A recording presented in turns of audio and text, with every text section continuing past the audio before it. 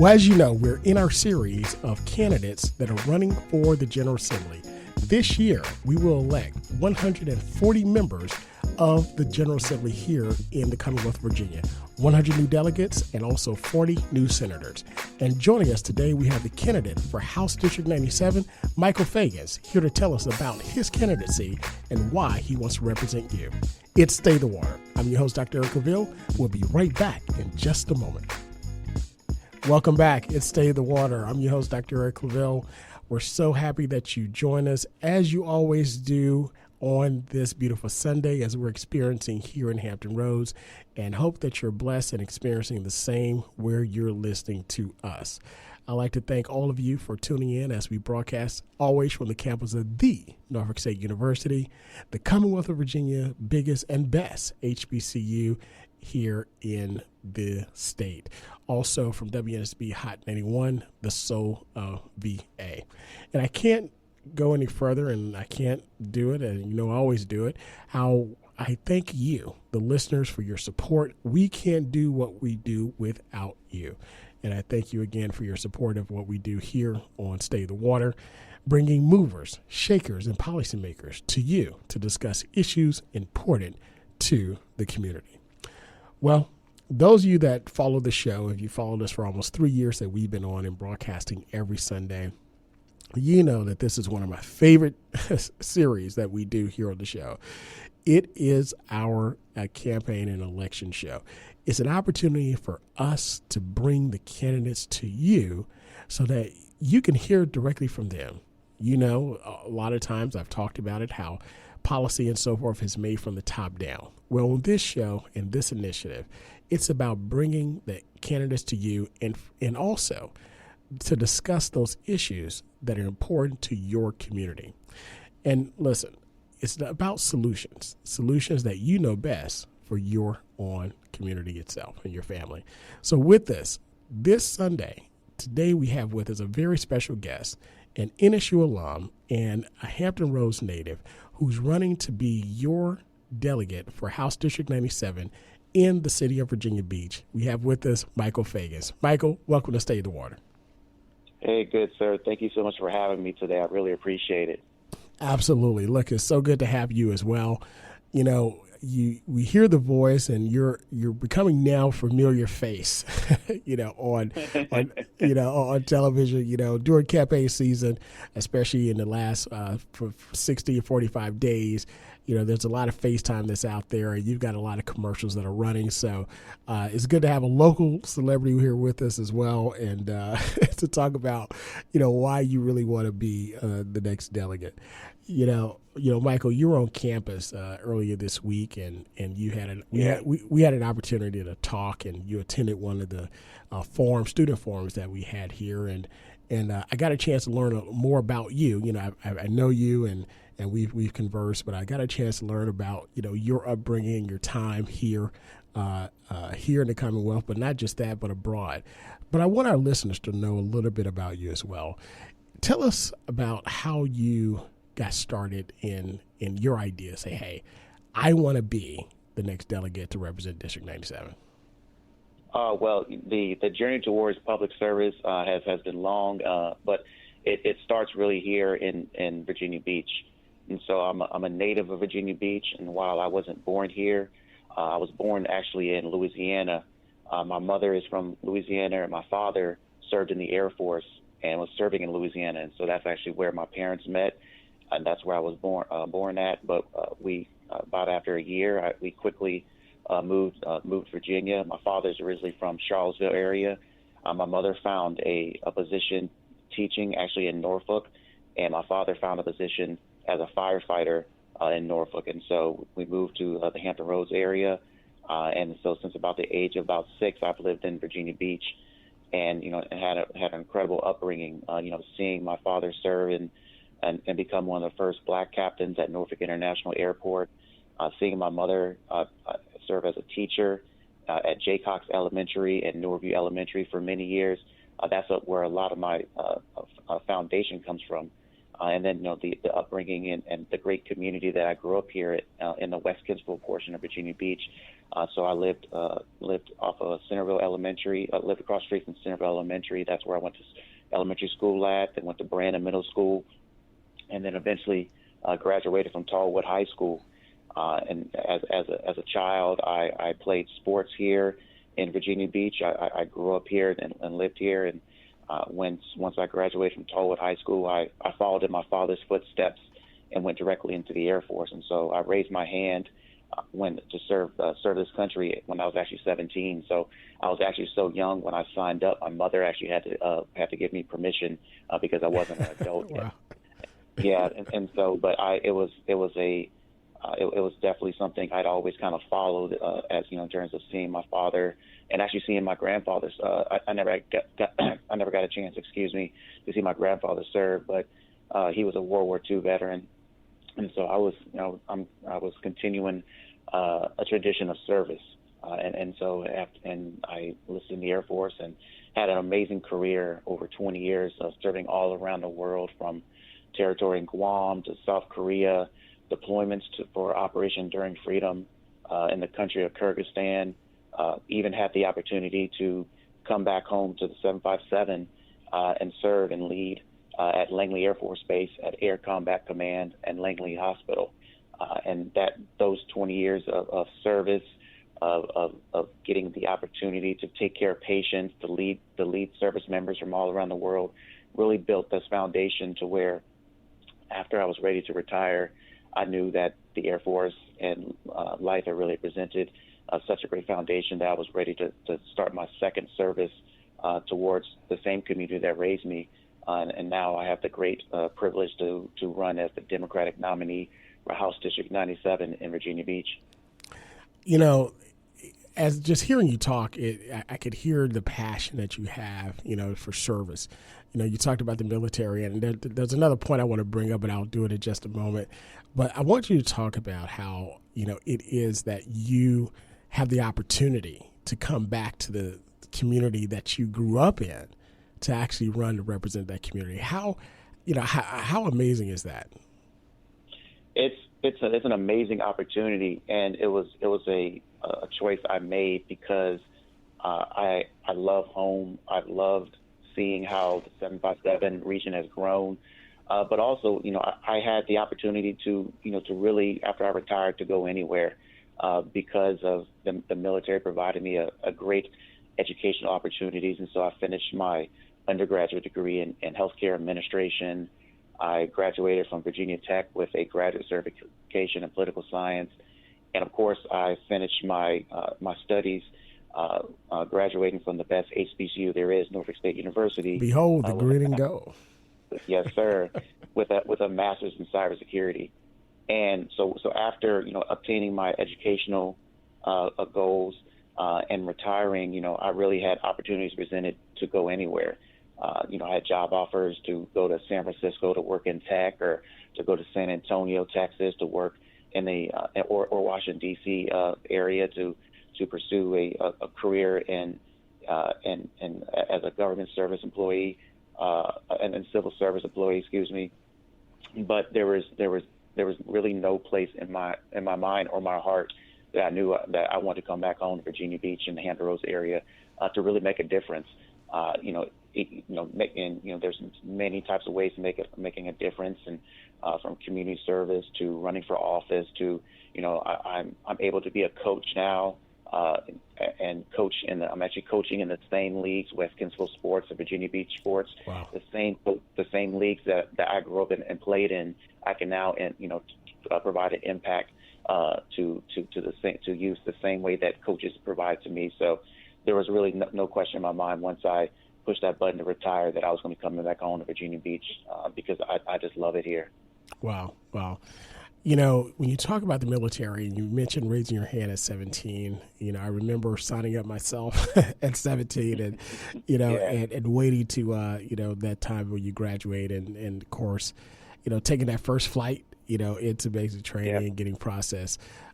Tell us a little bit about, how your military career helped to shape your desire for service.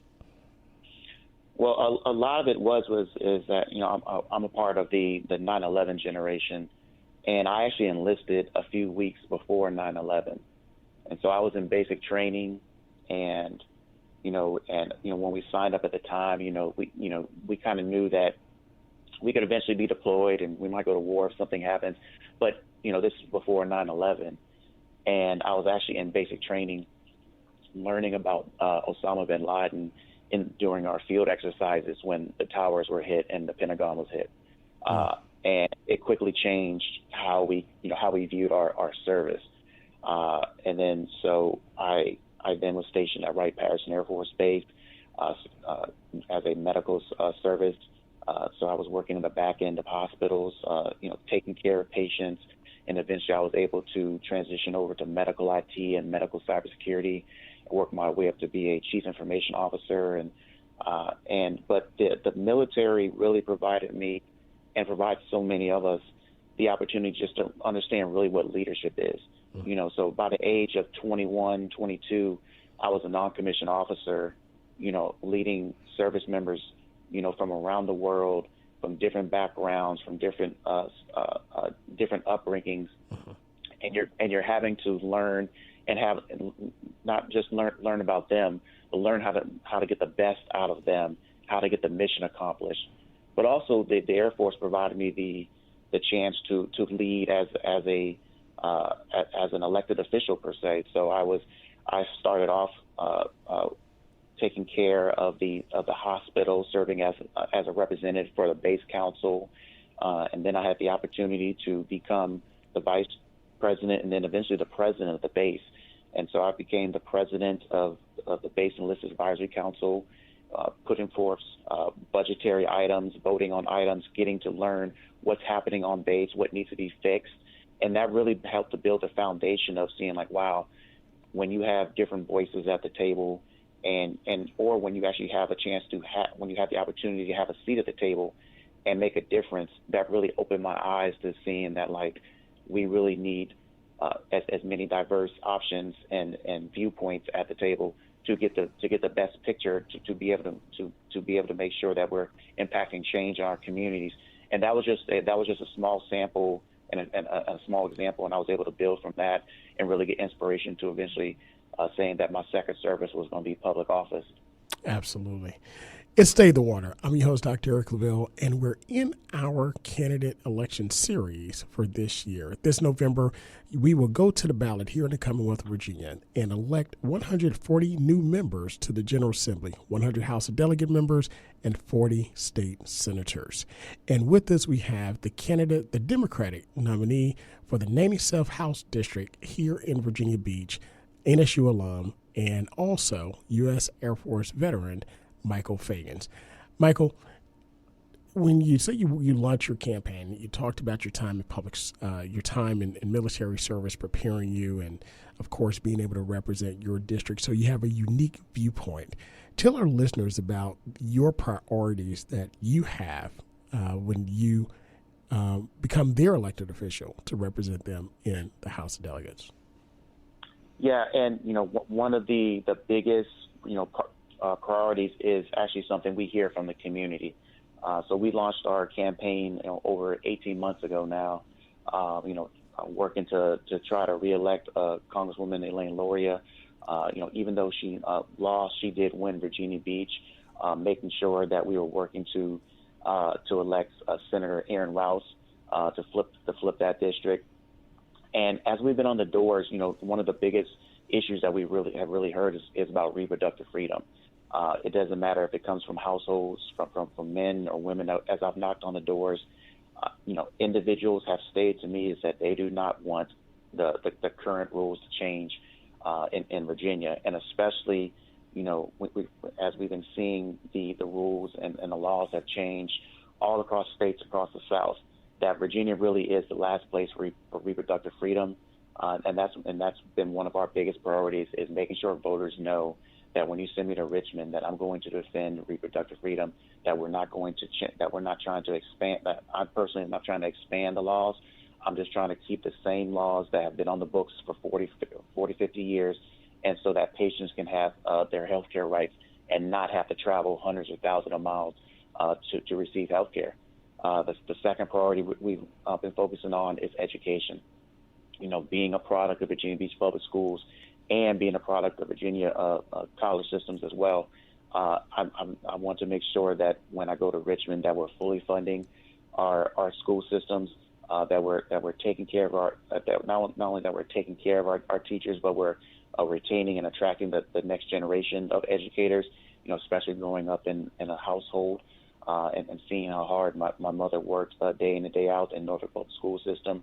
I know how much our teachers give to not only to their schools, but how integral important they are to our communities. And so, making sure that we're taking care of our educators, but also our education support staff system, our bus drivers, our administrators, our security, our nutritional specialists, our teachers, making sure that they have a livable wage. So those same professionals that work in our school systems can actually live in the city of Virginia Beach. And then, finally, making sure that we're taking care of our veterans. And, of course, as a veteran, it's an issue close to me, and something we've seen. And then also, I would say that, the fourth main issue that we're working on is that we're going to be, making sure that we're addressing gun violence. I'm a responsible gun owner. I train with them in the military. And so this is not about taking away individual Second Amendment rights, but there are a lot of, when we're looking at loopholes in terms of purchasing weapons, to transfer them, ghost guns, and then, and seeing the impacts that they have on our communities, making sure that we can do as much as we can to protect not just all our communities, but our kids. And that's something I've been hearing on the doors, that parents want to make sure that their children are safe when they go to school. Absolutely. I want to segue into a couple of points that you made, because it really lends to your experience in Virginia Beach. Again, being able to come back, grow up in a community, go serve our country across the world, retire, then have the desire to come back to your community and see it now 20 years later. You have a unique viewpoint. And with that unique viewpoint, I want to talk about the public education in Virginia Beach. You, as a product of public education in Virginia Beach schools, also your mother being an educator. Tell us about your experience and how public schools prepare you, and what you would like to see for the children coming behind you. One of the great examples, and I've actually never spoken about it. I just realized it now, that Virginia Beach Public Schools did in terms of making me a better student, and then helping me prepare myself to eventually serve in the military and leave and serve around the world, is the great resources that our school systems offered. Growing up as a child, I actually had a bad speech impediment, and so I remember vividly going to a lot of speech therapy classes in elementary and middle school, and seeing how those speech therapy classes actually helped me when I joined the military, and I was all of a sudden giving speeches in front of large crowds on base, and then looking back and saying, wow, those efforts that those speech therapists gave to me, are working now.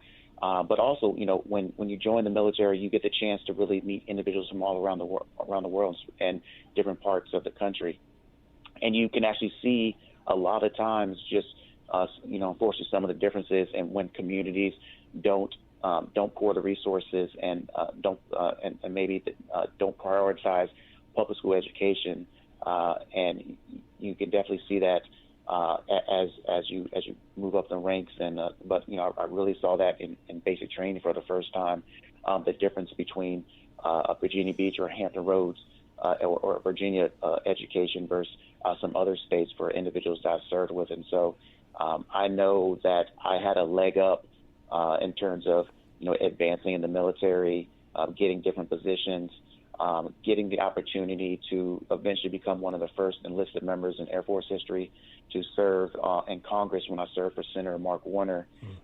That was all because of the foundation that Virginia Beach Public Schools put into myself and so many other students. And I really believe that's one of the main reasons why a lot of individuals, when they retire or move, to Virginia, specifically, Virginia Beach, is because of our great public school system. Absolutely.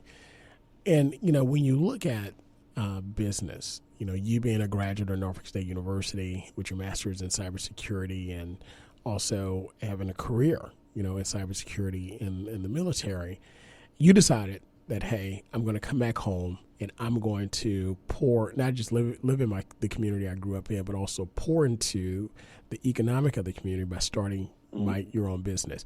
As an entrepreneur, tell us about how, well, first of all, your decision to start your business as opposed to going into a, a position that's pretty laid out for you, and the impact that you believe that good policy and legislation would help to make for other businesses like yourself.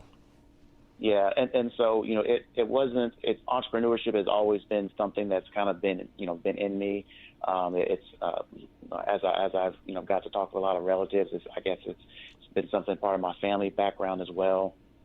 But a lot of it really does stem from the fact of as being in the military system, it's a very rigid system. It's and so when I ultimately decided to retire, I knew that I wanted that freedom of saying where I wanted my business to be, what time I would wake up, what time I would go to work, and a lot of it was being able to create something of my own.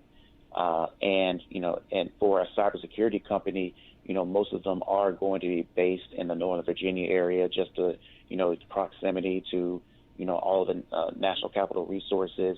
But having to be able to build something here and help to grow the cybersecurity and the information technology community here, has been incredible to be one of the individuals that we've received contracts to take care of systems, all halfway across the world, and in the territory of Guam from when I served there, to be able to help train some of the next generation of cybersecurity professionals that are currently in school systems here in Virginia Beach and Norfolk.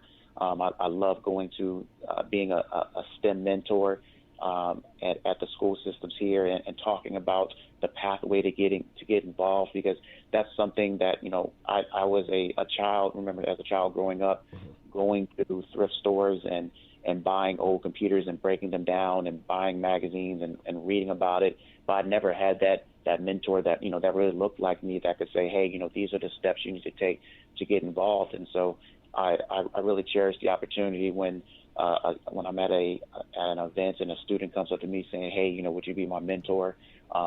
Because I remember wanting to have a mentor. And so I love being able to do that for the next generation, to be able to get them on that path and saying, hey, you can go to college or you can obtain your cybersecurity certifications, but whichever path that you take, that it's going to be able to enrich not only your life but your family's life as well, and be able to set them up so they can be successful individuals in this industry. Absolutely. Well, listen, let's talk about the campaign trail. So you're on the campaign trail, you're knocking doors, making phone calls. Yeah. Tell us about, everything else that you're doing, and what the campaign has been up to and how individuals can get involved to be a part of this movement. Yeah, so we like I stated, we've been on the campaign trail for 18 months now, and we're gearing up just for the last 30 days push. The biggest thing on a race like ours, it's a really tight race.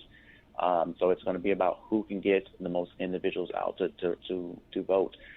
So early voting is open right now. If you live in Virginia Beach, Building 14, where the courthouses area is at, is where you can vote Monday through Friday. Soon enough that we'll be having early voting satellites, and so at the Central Library area or the Kensville Library area, and some of the other rec centers in Virginia Beach is where you can vote. We're having Canvas kickoffs every single weekend with a lot of great groups that are supporting us. But the most important thing is that we want individuals to get out there and vote. And if individuals are interested in getting involved in the campaign, what they can do is go to michaelfeggans.com. And we have information directly on our website to where they can sign up to do phone banking, postcards, write letters to individuals to get them out to vote, to door knock, even small things as driving our volunteers. We actually have groups flying in from all across the country this weekend, from California, Chicago, bus groups from Richmond, Virginia, driving down to support our campaign, because this race is the most competitive race in Hampton Roads, and so there is not a pathway to flipping the House of Delegates without taking this seat. And so I'm so thankful for the support that's been coming in from all across the country to help flip this seat. Wow. Tell us about how this district, how competitive it is. It is extremely competitive, and so when you look at the metrics, and so President Biden won the seat by a few points during a presidential year. Congresswoman Elaine Loria won this area, but Governor Youngkin won this area as well. So it's a true purple seat, and so when we're looking at the demographics, we have about a 20% African American vote, about 9% Asian American Pacific Islander, 9% Latino Hispanic, and so it is an extremely diverse area. And so, we've been out there in the communities. We have ads actually in Spanish and in other language to make sure that we can communicate across the language spectrum. And as you stated, we've been heavily investing in terms of making sure that individuals really know about the election, especially as an off-year election. There's a lot of individuals sometimes who don't feel like maybe their vote doesn't count because it's not a presidential year. But there really is no more important race than the races that are happening this year to elect the 100 individuals to the House of Delegates and the 40 for the Senate. A president can only be in office for 4 to 8 years. Your House of Delegates member or your senator can be in office for double or triple that. So we want to let everyone know that to make sure, no matter what the listening area is, to get out and exercise your right to vote, and especially because we have a historical significance this year in Virginia Beach. Between Senator Rouse, former delegate and soon-to-be delegate again, Alex Askew, and myself, we're going to have the opportunity to send 3 highly accomplished, successful members of the community that grew up in Virginia Beach, that are graduates of Virginia Beach Public Schools, that are graduates of colleges in Virginia, who also happen to be African American, representing Virginia Beach. And when you contrast that to the origins of Virginia Beach and Prince William County and the difficulties we've had over the years from the Greek Fest riots and so many others, to see where we're at now, there's still a tremendous amount of change that needs to happen. But we have the 3 of us are all 40 and under, working to hopefully inspire that next generation and inspire everyone to make that change, and really starts with voting this year. Absolutely. Go out and exercise your right to vote. Early voting has started. You can vote anywhere in your district at the clerk of court's office where you cast your vote. Also, there's early voting 2 Saturdays before the election of November 7th and also on Sunday. So make sure that you go out and vote, or if you can vote on the day of the election, November 7th. And with us again, we have Michael Feggans, NSU alum, candidate, Democratic nominee for the House 97 District in Virginia Beach. Michael, so glad to have you here on Stay the Water. And again, good luck to you in your endeavors. And thank you for coming back to Virginia Beach and Hampton Roads after your successful career in the military serving our nation. Thank you for your service. And we look forward to having you back on the show to give us some good news. Thank you, good sir. Thank you for allowing me on today. And like you said, please go out and vote. Unfortunately, Virginia Beach does not have Sunday voting this year because individuals did change that. But October 28th, we'll have the satellite offices open. So please get out and vote, either by absentee, mail ballot, or early vote, or especially November 7th, get out there and vote. Absolutely. It's Stay the Water. I'm your host, Dr. Eric LaVille. Thank you for joining us. Continue to tune in as you do every Sunday. Until next time, be good, be great, God bless, and we'll see you next week.